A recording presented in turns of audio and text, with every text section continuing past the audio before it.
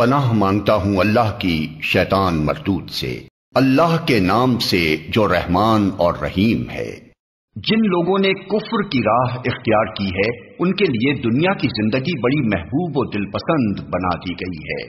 ایسے لوگ ایمان کی راہ اختیار کرنے والوں کا مذاق اڑاتے ہیں، مگر قیامت کے روز پرہیزگار لوگ ہی ان کے مقابلے میں عالی مقام ہوں گے۔ رہا دنیا کا رزق تو اللہ کو اختیار ہے، جسے چاہے بے حساب دے۔ جو کچھ حلال و طیب رزق اللہ نے تم کو دیا ہے اسے کھاؤ پیو اور اس خدا کی نافرمانی سے بچتے رہو جس پر تم ایمان لائے ہو۔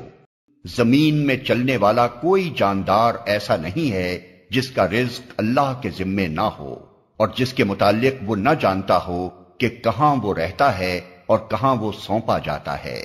سب کچھ ایک صاف دفتر میں درج ہے۔ اللہ جس کو چاہتا ہے رزق کی فراخی بخشتا ہے اور جسے چاہتا ہے نپا تلا رزق دیتا ہے۔ یہ لوگ دنیاوی زندگی میں مگن ہیں، حالانکہ دنیا کی زندگی آخرت کے مقابلے میں ایک متاع قلیل کے سوا کچھ بھی نہیں۔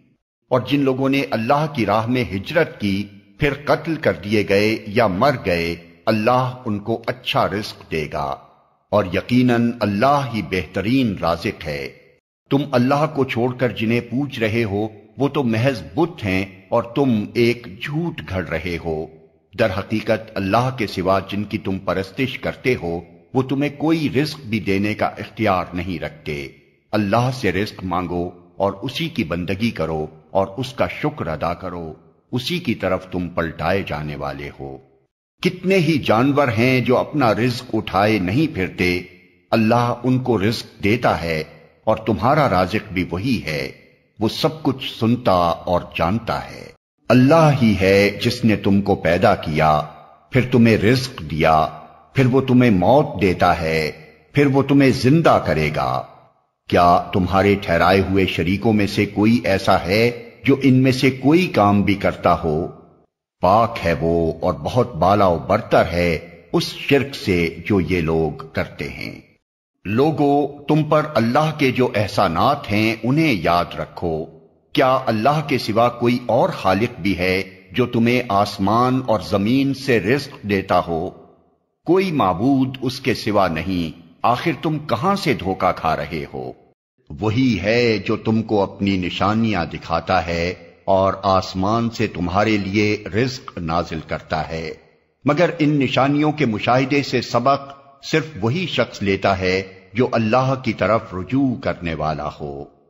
اگر اللہ اپنے سب بندوں کو کھلا رزق دے دیتا تو وہ زمین میں سرکشی کا طوفان برپا کر دیتے، مگر وہ ایک حساب سے جتنا چاہتا ہے نازل کرتا ہے۔